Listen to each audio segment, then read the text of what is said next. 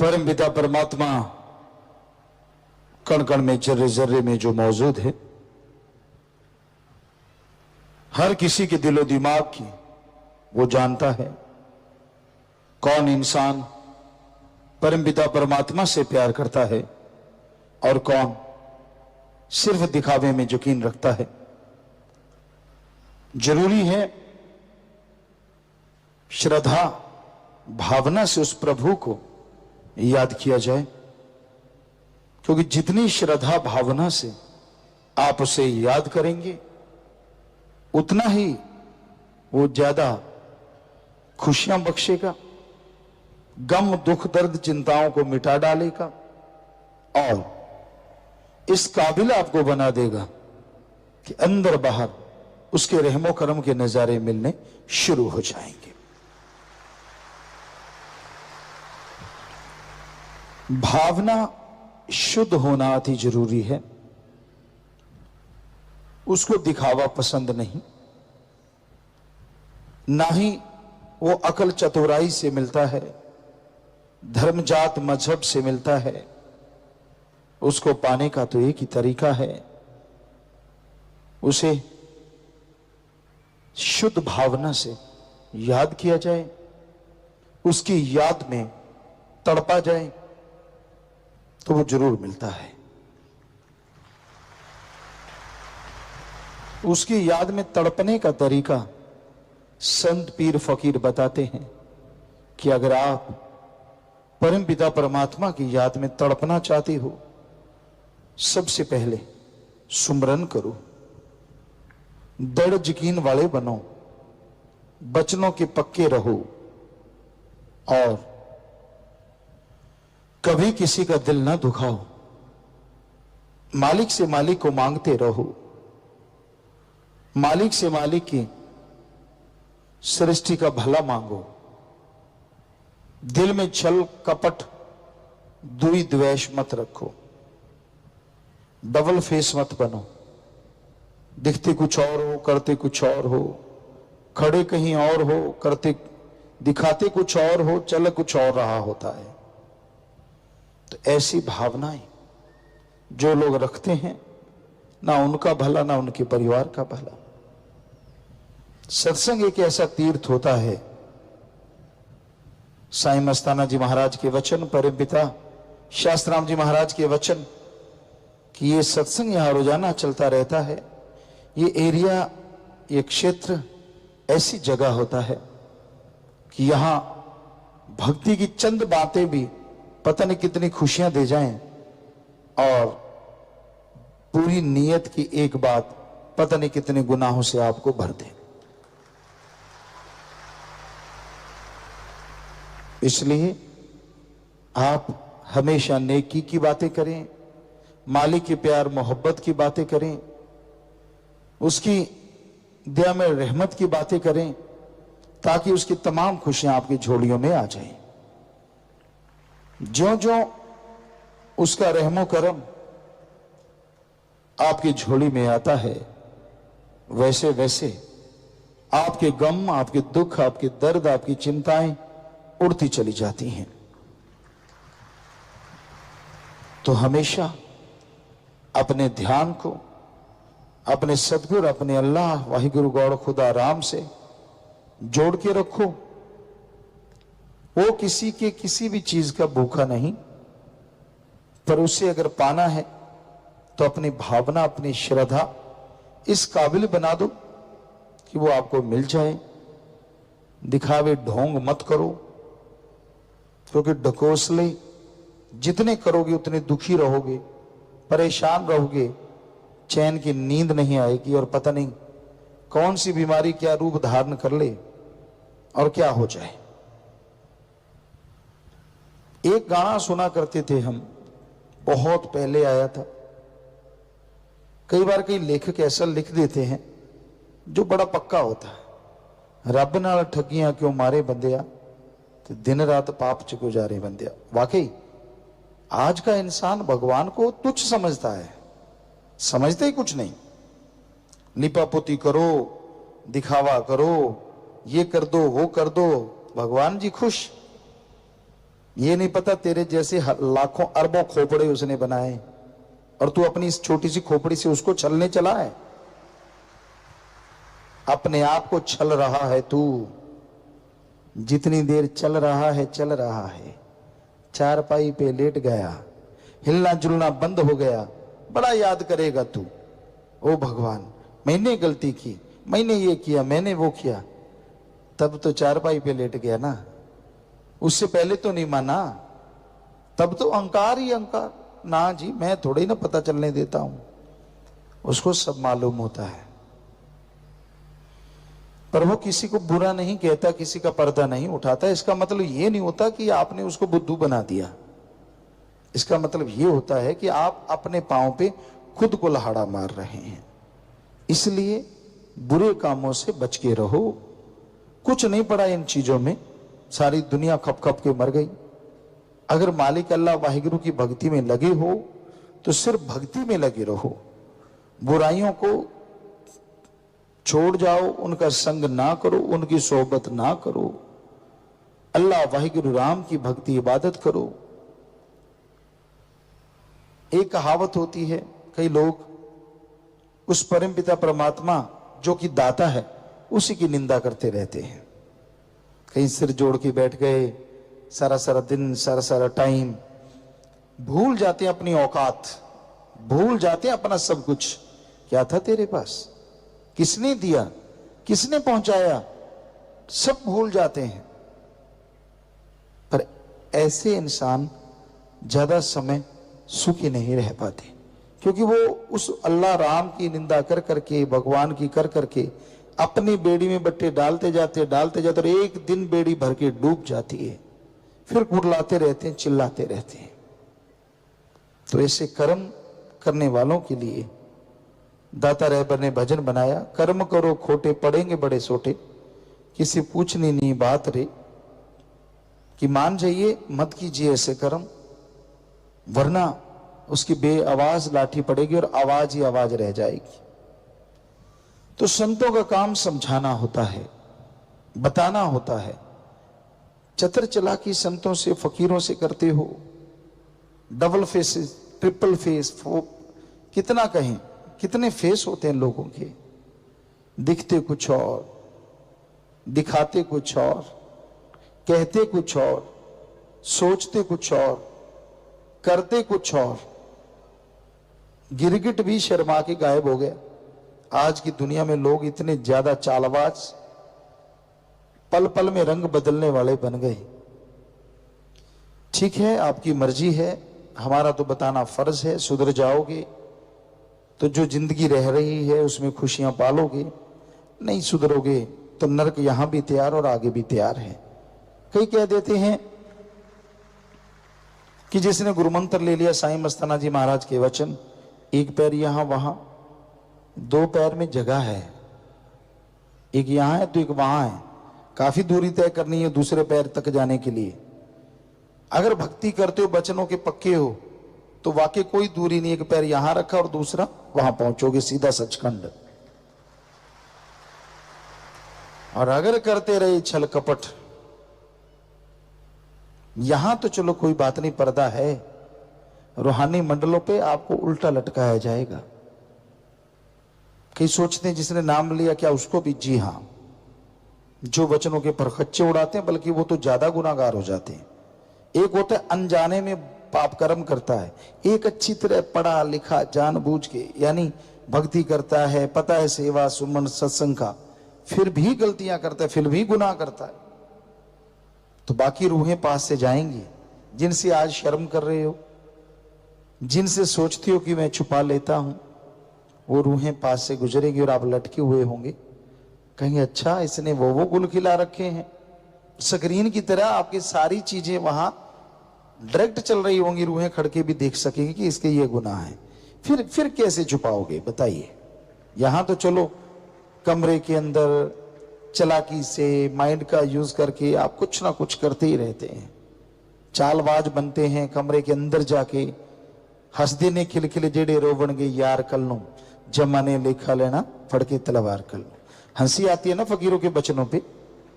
ऐसा टाइम आ जाएगा रोना भूल जाओगे, हंसना तो दूर की बातें हैं। हंसना तो क्या, हमारा काम तो बताना है। अच्छा है, सत्संग ध्यान से सुन के अपने कर्मों को बदल लो, नहीं बदलते तो यहीं भी वो तमाशा बन सकता है। हमारा काम है आगाह करना, सावधान करना। आगे कोई माने ना माने उसकी मर्जी है, हर कोई मर्जी का मालिक है। सत्संग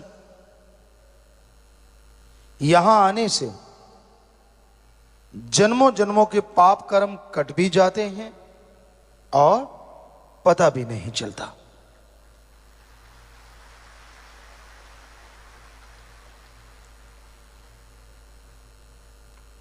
पर सत्संग को शांति से चुपचाप लगन से सुनना चाहिए। जो सत्संग में शोर करते रहते हैं वो खाली ही जाते हैं, उनके पल्ले कुछ नहीं पड़ता। सत्संग तो उन्हीं को फल देती है जो भावना से सुनते हैं और अमल करते हैं।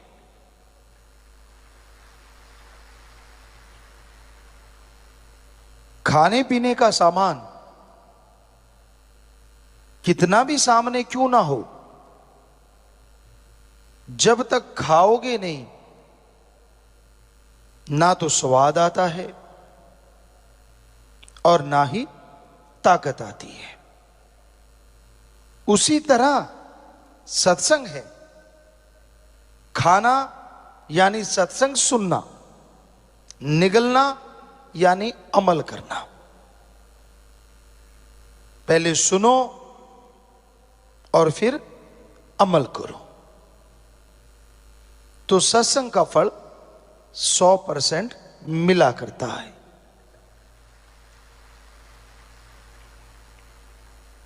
घोर कलयुग है, दूसरे शब्दों में भयानक से भयानक बुराई का समय।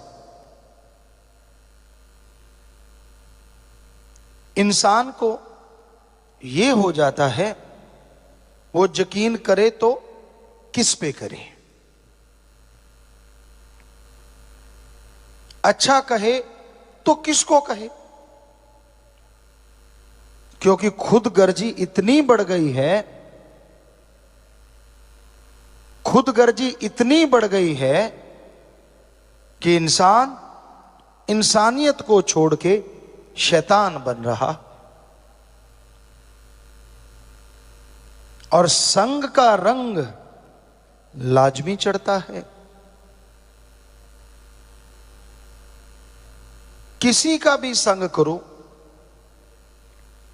उसका असर आप पे जरूर आएगा। कहते हैं कोयले की खान में जाने से कालिक से बचा नहीं जा सकता,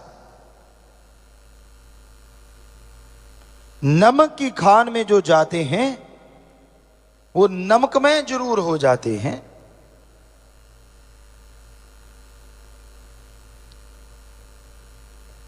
कोयल और काग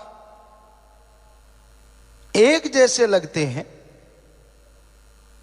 पर जमीन आसमान का अंतर है।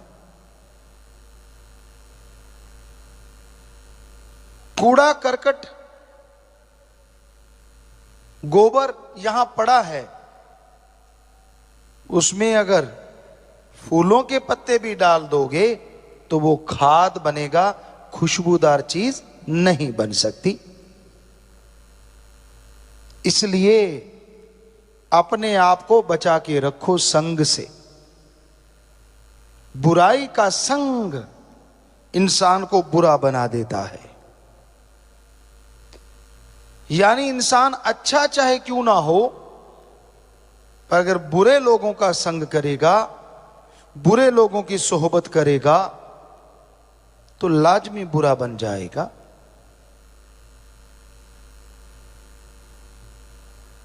कड़वा पानी, खारा पानी धरती से निकलता है कितनी भी चीनी डाल लो वो कड़वापन त्यागेगा नहीं। और दूसरी तरफ गंगा जल में कितनी बदबूदार शराब डाल दो वो गंगा जल ही कहलाता है।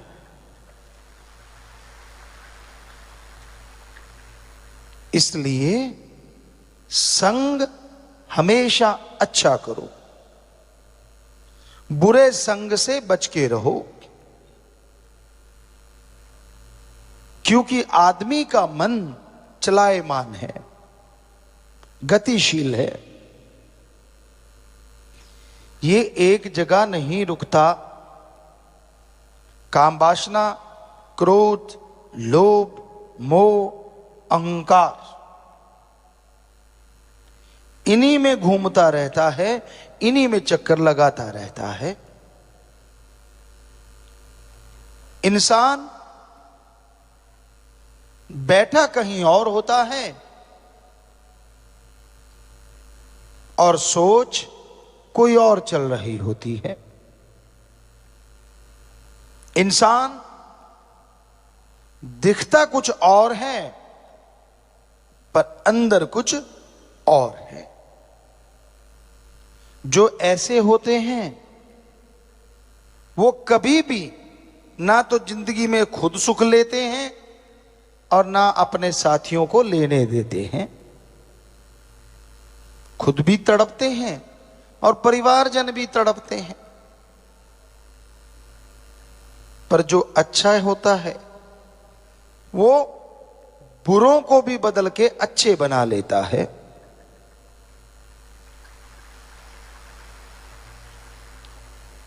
इसलिए संग सोहबत हमेशा अच्छे लोगों की करो। पर आजकल लोगों को चस्का बहुत पड़ा हुआ है। सामने दो लोग बातें करते हैं और तीसरे जो दूर से देख रहा उसे होता है यार मुझे पता चलना चाहिए वो कर क्या रहे हैं। और कईयों को आदत होती है, कमरे में कोई बात कर रहा है, उसका कान कमरे के गेट पे लगा हुआ है, अंदर क्या चल रहा है। जिज्ञासा गलत नहीं, पर जिज्ञासा को बुराई की तरफ ले जाओ तो वो बुद्धि बुरी बन जाती है, और इसी को अच्छी तरफ मोड़ लो तो भगवान से भी मिला सकती। क्योंकि जितनी जिज्ञासा होगी, जितनी श्रद्धा, जितनी तड़प होगी, उतनी जल्दी ही अल्लाह वाहिगुरु राम मिला करते हैं।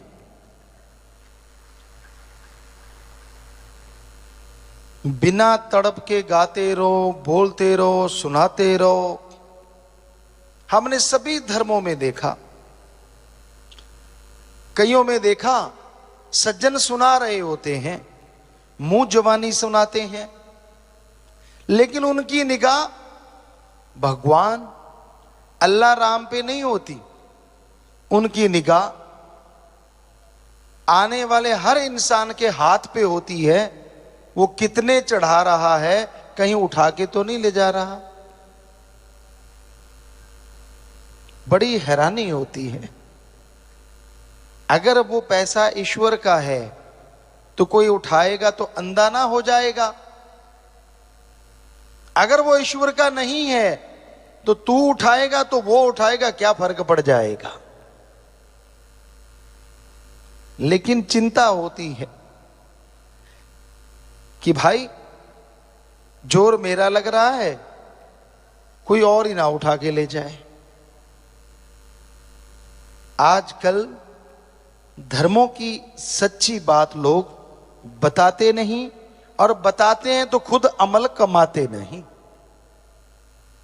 और जो खुद अमल नहीं करता उसकी बात का असर कभी किसी पे नहीं होता। पहले खुद अमल करना सीखो, फिर दूसरे को समझाते हुए अच्छे लगते हो। अगर दिए तले अंधेरा है तो दूसरों को रोशनी मिले ना मिले क्या फायदा। इंसान को अपने आप को सुधारना चाहिए। फिर बहुत ही अच्छा है अगर वो दूसरों के ऐब गुनाह छुड़वाने के लिए उसे सत्संग ले आए, अल्लाह वाहिगुरु राम के नाम से जोड़ दे।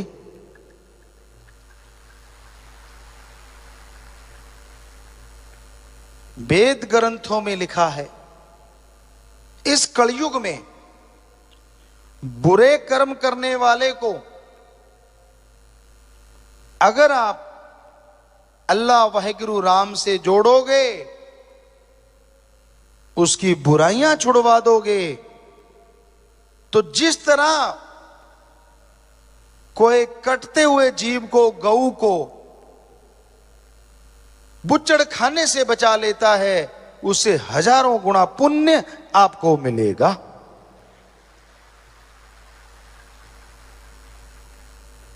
इसलिए जितना हो सके ज्यादा से ज्यादा ये कर्म कमाया करो। यानी आपके इर्द गिर्द जो नशे में धुत रहते हैं, जो बुराइयों से जुड़े हुए हैं, जिनका पेशा गलत कर्म है, उन्हें राम नाम से जरूर जोड़ा करो। भगवान की तरफ से वो खुशियां तो मिलेंगी, क्योंकि उसके बिछुड़े हुए बच्चे को आपने उससे मिलाया, पर उस आदमी का परिवार, जो आदमी सुधर गया, सारी उम्र आपको दुआएं देता रहेगा कि भाई आपने उनकी जिंदगी बदल दी, नरक से स्वर्ग बना दिया घर को। नरक कोई अलग नहीं होता। यहां नशा करते हैं या मांस खा खा के हड्डियां इधर उधर फेंकते हैं या उल्टियों के तालाब बन जाते हैं, वही नरक होती है। और कहां वहीं पे खुशबू होती है, अल्लाह वाहिगुरु राम के नाम की चर्चा होती है, बड़े छोटों का प्यार और छोटे बड़ों का सत्कार करते हैं, यही स्वर्ग होता है। अगर यहां नरक भोग रहे हो तो अगले स्वर्ग की उम्मीद ना करो। अगर यहां स्वर्ग बन गया तो अनामी की उम्मीद करो, ताकि आवागमन खत्म हो जाए।